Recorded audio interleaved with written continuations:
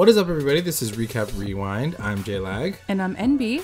And this episode, we are doing something a little special and different because of the hiatus. We are going to be counting down our top 5 things we loved about season 3 so far. Of Riverdale so far, yeah. Yeah, Riverdale. So yeah, we want to kind of give you guys a special podcast because we are kind of in the middle of a hiatus. Right. So we're going to release this episode and then next week you're going to get another episode. And it's going to be like almost the opposite. It'll be the opposite. It'll be the things that we didn't like about season 3 so far. Like really hate, but yeah, we'll see. Yeah. But we wanted to start off with this one too first, just because, you know, like the show's still the jam. We still love it. We still love it. We still support it. And we just want to start off with this. And then we'll give you down the low next week. And the season's not obviously done yet. We're kind of in the middle of the season. So these are sort of the things that we've really enjoyed so far. So far, yeah. So yeah, let's get into it. Number 5. Numero 5. Is Kelly Ripa's cameo. Yes, queen. So this is for like so many reasons, obviously. I guess number 1 is the fact that we were lucky enough to interview her. Hey. So that was kind of amazing. With having just like that connection to begin with. Also, go check out her interview on our YouTube channel. Yes. Our interview with Kelly Ripa. A little plug. It was a great conversation for one, and she's just like a great person. Hey Kelly, miss ya. I know, it was really exciting because she obviously is a fan of Riverdale because of her husband Mark Consuelos. Right. And then we've been a fan of hers like basically since I was like 11. And you know, we love Riverdale, so it kind of just all worked out. We were like so effing lucky to have her on the podcast. Yeah. And she does spill the tea about her character that she does play in I think the Red Dahlia, right? Yes. She plays Mrs. Mulray. Right. So it was a really cool cameo. She had like a 5 to 7 minute scene, I would say, with pretty much just Jughead, right? Possibly even less than that. Yeah. Unfortunately, yeah. I think that was the only gag and unfortunate thing about the situation is, yes, I think she was a part of one of the most stylized episodes of Riverdale, but also I was kind of sad that she wasn't a part of a longer, bigger storyline. Yeah, and who knows, maybe in the future we'll see. She'll have a real affair with Hiram Lodge. Because she does play his mistress, but like not really her mistress. Yeah. And it was cool because in our interview as well, she gave us a little bit of tea. Well, she didn't want to spoil it for anybody, but we figured out, actually NB figured out that there was a connection to a character of the same name in a Roman Polanski film called Chinatown. And so she says basically that she can't say anything. Yeah, she got really excited. But yeah, guys, if you want to hear her reaction to us mentioning the movie, listen to the interview with her because it's hilarious. She's like, oh my God, how did you know that? She's like, oh. Yeah. But yeah, no, it was really cool having her on Riverdale. I think it was the perfect time. I feel like the season was kind of like a little boring, so it was cool that she was on it. At least for us, it made it feel more like exciting, and I like when they do those little cameos throughout the season. For sure. And she's not the only one that kind of was able to get on the show in the Consuelos household, which is kind of cool. We had Michael earlier in the season, so yeah, it was just cool. It was just really cool to see Kelly Ripa on. I want to see Lola come through. Yeah, I want to see her like fight with Veronica because I feel like they would have an amazing fight together. I would die if they got into the show. It'd be amazing if Hiram had like a second daughter and it was Lola. That would be amazing. With Kelly, it's like my God, Ms. Mulray. It's like his real life. Yeah. But yeah.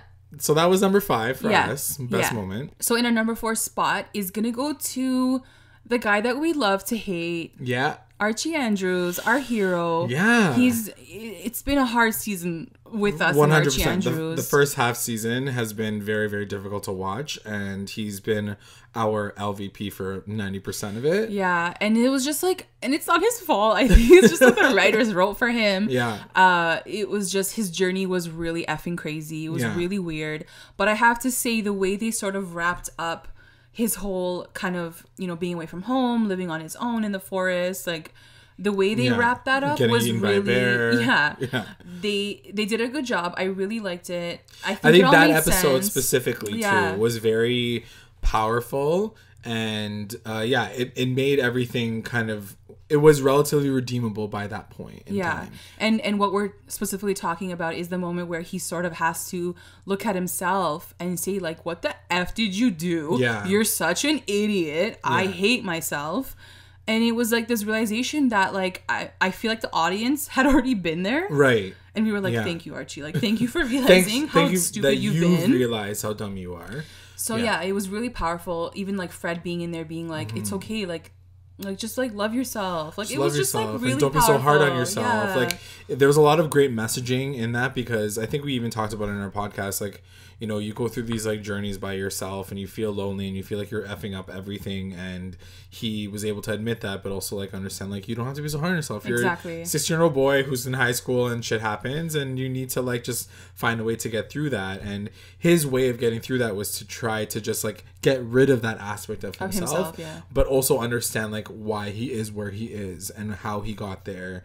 And not just based on his own personal like mistakes that he made, but also the people in his life who kind of screwed him over, like Hiram, for example. For sure. So I think that, yeah, you're right. In the beginning of the season, watching him like fail hard and be so lame, it was kind of all made up by the end of the season, or mid-season, I guess. That episode specifically. And even moving forward, it seems like he's on the upward rise now with you know, back to his music and potentially a new relationship.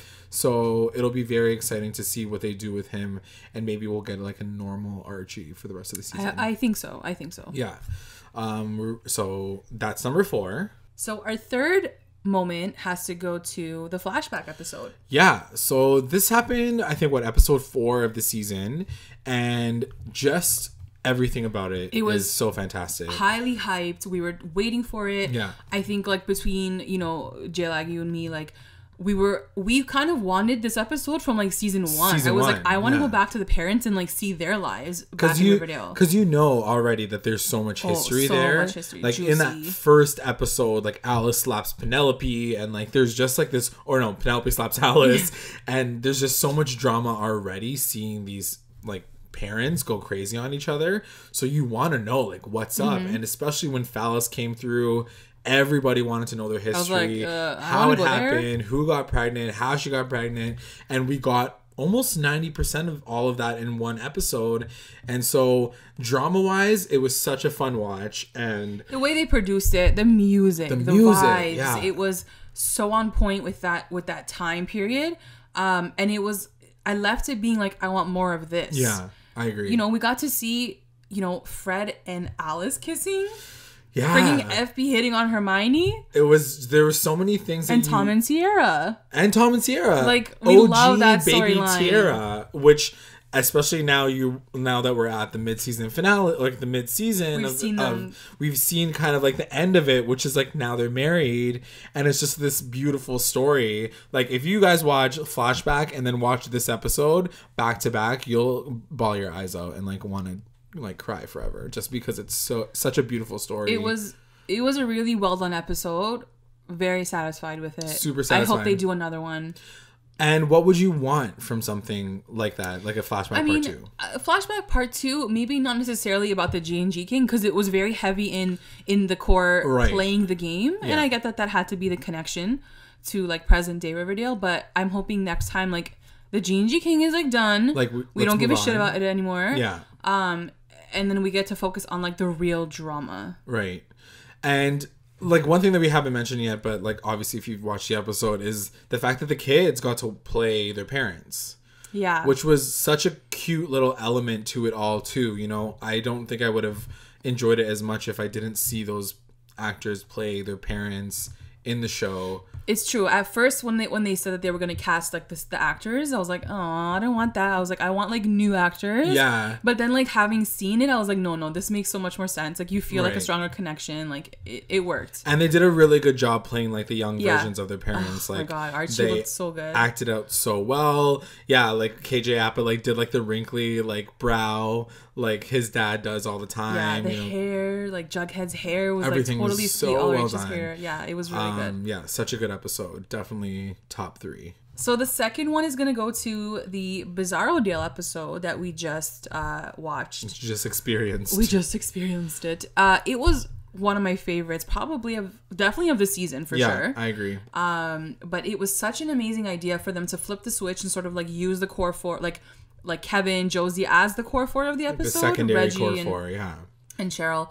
But it worked so well. Like I remember getting off that episode and being like, "Holy shit! Like this is like old Riverdale. It's so good. Yeah, it just felt so normal, and I didn't miss the regular core four at all. No, me neither.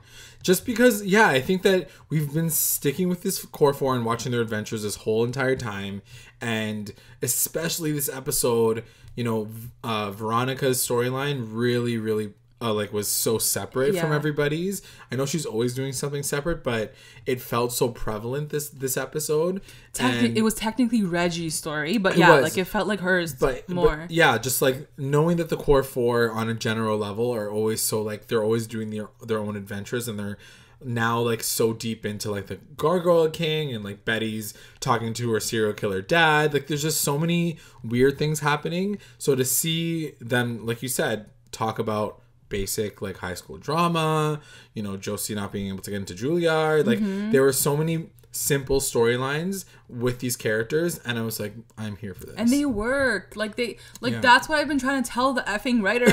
Like it works. It still works. We love the episode. We were so into it. Like it like granted, like some crazy shit happens at the end, like with Moose's dad and stuff, but like it was pretty much simple like high school drama, and it was amazing. There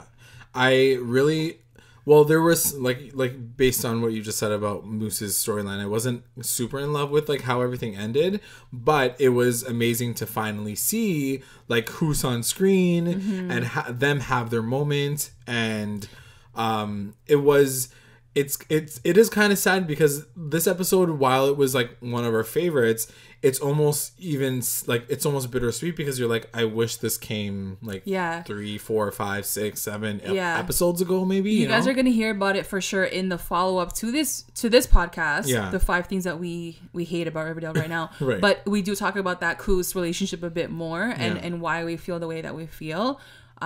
Definitely, it felt like they should have had more scenes throughout the season leading up to this episode. Right. And just to kind of cover off this episode, talking about the secondary core four, like we never get an opportunity to even see the acting chops that these actors have, and I think that Ashley Murray, Casey Cott, they killed it. Yeah, like I was even telling JLAG, I'm like, I always knew that like Ashley Murray was a great actress for sure. Yeah. But this episode, I was like, holy shit! Like she can be a lead in a show. Like she's amazing. Which I guess is the reason why she got the spin-off, right? But like, I don't know. I was just like, I wish they had more episodes like this. It wasn't just like a one-off. It was like every couple of weeks, like the core four switches to like the other core four. Like, I don't know. Which is unfortunate because, that's one of the things that happens a lot with this show is that it's so chapterized and every episode has like a theme almost. The fact that it's called Bizarrodale, we all knew that it was going to be like a core four shakeup and the angle was going to be a little different because it's called Bizarrodale.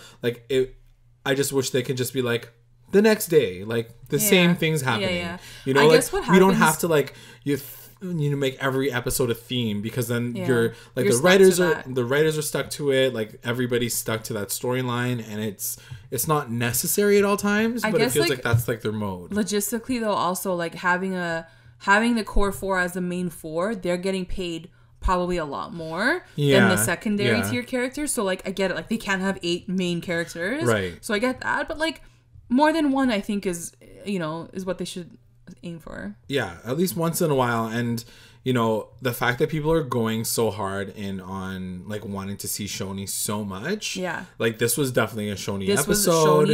Oh my god! So everybody like lost their minds about that, but it was just good to see a new angle and fresh angle from a show that, is in its 3rd season.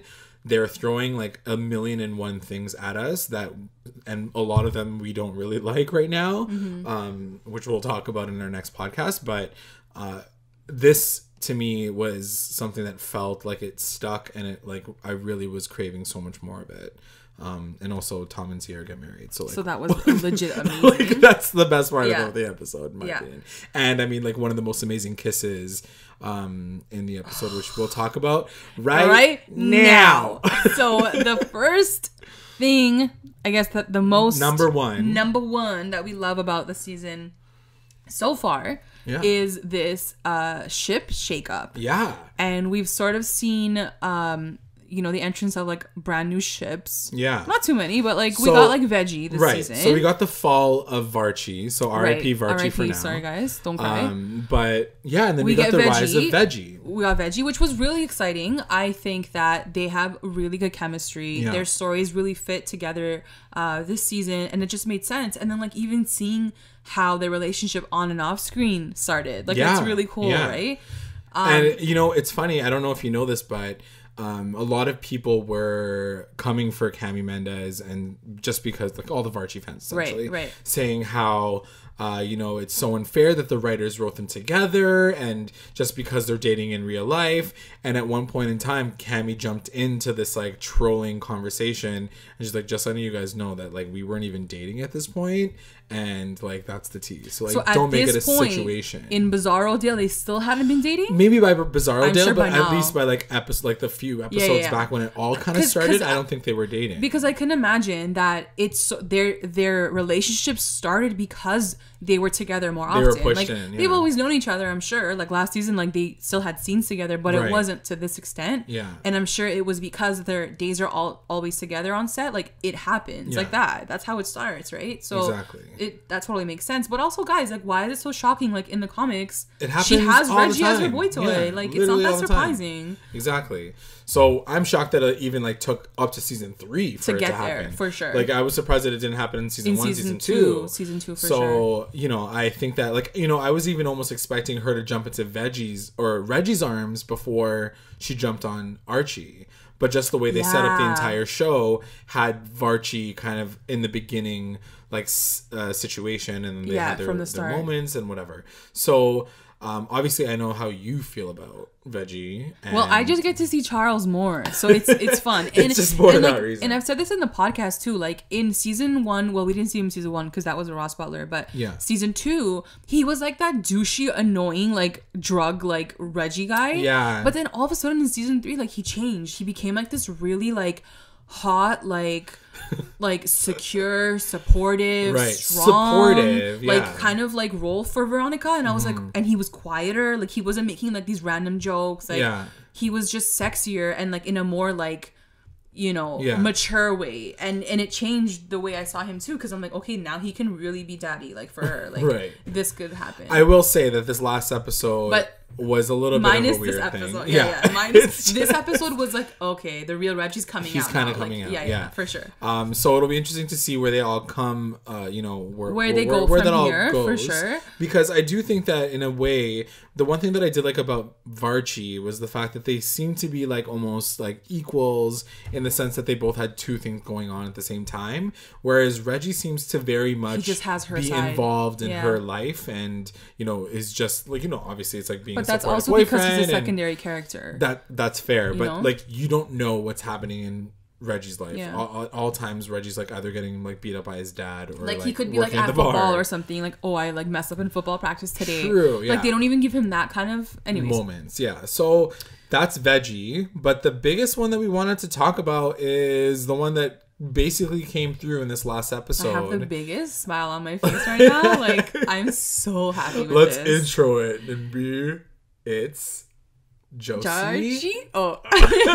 Josie and Archie. Yeah. Are we calling them Jarchie? I don't know, because all the other names suck. People are saying Archosi. No, like that's too much.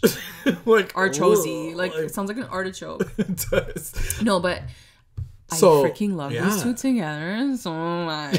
So for one, what did you think of the way that this all came together? So let me break it down for you. Okay, so already because we've done the podcast, but in the beginning when they did like hint at something happening between Archie and Josie, I was fuming. I was like, hell no. Yeah. I'm like, he had Val first. That's fucked up. It's true. He can't do that, and she can't do that to her friend. Like even though like Val's basically like gone from like the universe, she's like, I'm like, she can't do that. She's gonna have to. It's girl code. Like she can't do this. So I was very against it, and I was like, I'm not down to see him with another musician. Like, we've already seen this dynamic before. Right. Yeah. But then when it happened, you're like, uh-oh. I was like, I was like, so impressed by their chemistry. Number one, they have their chemistry is on fire. I don't know what's going on between them. Like, if you told me that they fucked in real life, I would not be surprised. Because honestly, I'm gonna say it looked like he had more chemistry with her with Ash than with Cammy. Yeah, I would agree with that. You know, I would agree with that 100%. I think I said it from the beginning. Like, I never saw them. I never saw like Cammy and Archie, Cammy and KJ as like really like this steamy teamy. Yeah. But I saw it on the other side, like with seeing her with Reggie. Oh, for sure. You know, like you see it on her side with Reggie, but then you see it even more prevalent. And like, we've only seen Josie and Archie kiss once so far. I know, it feels like I've seen them like 17 times, and you're like, I'm so into it. And you know, we mentioned it in our podcast the last podcast, but it's not really this like lust-filled moment that they get. It's this really romantic, beautiful moment, and it's very kind of in contrast to, or not even contrast, like, but parallel to Veggie. I felt the same way. It wasn't this like, let me like eat your face and like, let's go have sex. It was very much like, but Veggie got there really quickly though. They got to like that really sexual place really fast. I mean, but was it sexual, or was it always like this romantic doting moment? Like, I feel like it really was like that, I would say, very much like he's a dedicated man to her. And I just love the fact that Josie, like, for one, I just think that if you want to have like a if we were to put out an Instagram story like ship tournament right now, I would want Josie and Archie to win 100%. If this video gets like over 100 likes, we're gonna do that. we're gonna do a second ships tournament. Yeah, oh my god, that'd be that is a really good idea. Yeah, but yeah, if you were to tell me who I would think would win, I would say I would want Josie and Archie, just because I just feel like as a standard relationship, they both know who they are. I think they both are on like the same level playing field. I think that they both have like levels of damage that they can relate to. Like, she's got daddy issues. He's kind of got mommy issues. Like, it kind of works itself out. But just jumping off what you're saying right now, I think what's really beautiful about the Bizarrodale episode 2 is that, you know, because he's the main character, you would technically only ever really hear his side. Like, him saying like, I'm in pain and like I have these issues.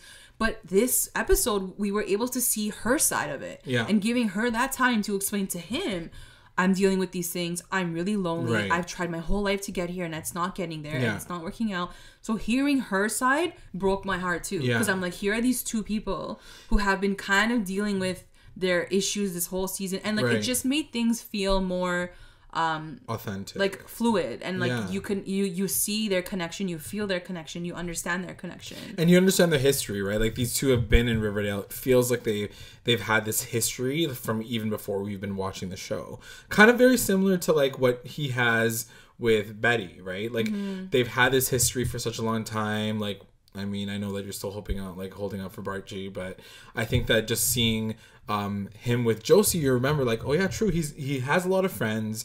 It's Archie freaking Andrews. This is Riverdale, and I think that, you know, seeing him with someone like Josie is a very exciting thing to see. I really, really am looking forward to seeing how this all shakes up, because I think that the reality of it all is, and just to maybe close off this whole statement, is ships are meant to be temporary, I think. Yeah. And there's Endgame, but ships are fine. Temporary. And I think that, you know, we see Bughead and it's almost unfortunate. I know it sounds so awful, so like, sorry to any Bughead fans out there, but it's almost unfortunate how solid Bughead has been this whole season so far, and I don't see anything really shaking them up. Like, I think that's okay though. And like, I'm not saying that I want there is no time for it, but at the same time, you know, I think that seeing how, you know, Archie and Veronica shook everything up and now they're with two different people, you can see, I mean, at least I can see, and I'm sure you can too, how exciting it is to make this show different. Guys, every relationship, every drama needs the shakeup. You need the ups and downs, because that's what a show is going to be. It's not going to stay stagnant. It's going to be effing boring. Which is unfortunate, because I know that there's a lot of Archie shippers out there. There's a lot of, you know, people who want to just see them together. Like, but even in the comics, like, guys, in the comics, like, everyone was like dating everyone. So like, it's gonna happen. It's normal. And I'm sure Bughead. I'm sorry, guys, but Bughead's time will come where like their relationship is going to be tested for sure. I think they actually said that there's an episode coming up, the musical episode with the Heathers. A new character is going to be introduced. And a lot of people are alluding to the fact that she is going to be coming in to shake things up. I wouldn't be surprised if Bughead broke up before the end of the season. Like, when the season ends, like, they're broken up. Right. And we'll see how we'll see how that all goes. But I just think that on a general level, guys, like with ships, like we said, they're meant to be shook up. Yeah. And I was really looking forward to seeing that. And we got 2 of them. And not just for the sake of shaking something up, but because it makes sense. Because it makes sense. Totally. Yeah. Like, having Reggie come in for Veronica in this time period makes sense. Totally. For Josie to come in this time period, yes, is it a little bit of a stretch? Maybe. But they made their storylines intertwine so beautifully that, like, I was not worried, or I didn't blink twice when I saw that, like, you know, there's this musical connection. He's coming back into town. He's feeling lost. Like, it just made sense to me. I was never like, why is Josie in here right now? Why is she lurking in on him? It never felt like that. It felt very natural. So I would definitely applaud the writers for how they wrote in these new ships, especially since they know that there are these people, these VARCHIE shippers, who are so, like, diehard that if they screw this up, they're like, I don't know, they're like gonna get death threats or something. But I just think that it was an interesting way to do it, and they did it really well. It didn't feel like they were just shaking it up for the sake of shaking things up. They shook it up because it made the most sense. Yeah. So, yeah. So that's honestly been the most exciting thing, I think, for us for this season thus far. For sure. And yeah, that kind of wraps up this very special episode podcast for Riverdale. And I know that it feels a little short, and it's just because maybe the one that is coming soon is... the next week's one, you guys are gonna get lit because we got so lit. Our rants are on fire. Yeah. So yeah, stay tuned. Next week we're gonna be dropping the second part of this special podcast, which is like the things that we hate about Riverdale season 3 so far. But yeah, if you guys like this video, if you like the podcast, be sure to like, subscribe, and leave us a review, guys, on iTunes. If you're listening to us on iTunes, it makes such a big difference to have a good review on there. For sure. If you guys have time, please drop a review. We are forever grateful to you guys. And yeah, let us know what you guys think about your top 5 moments of the season so far. They might be different from ours, so let us know what you guys thought about So we're just going to take this time to thank our patrons of the episode, our Lit Rewinders, Tina Ann, Sarge, Serena, and Kaylee, and our Mommy Rewinders, Becca, Sarah, and Tamala. If you would like to join our Patreon family, check us out at patreon.com/recap_rewind. If you join, you'll get access to all things Recap Rewind, exclusive contests, content, and updates. And just make sure you guys check us out wherever you go. Instagram, Twitter, SoundCloud, YouTube, Spreaker, everywhere. And just to join the conversation and keep connected to Recap Rewind. Thanks for listening. Bye. Bye.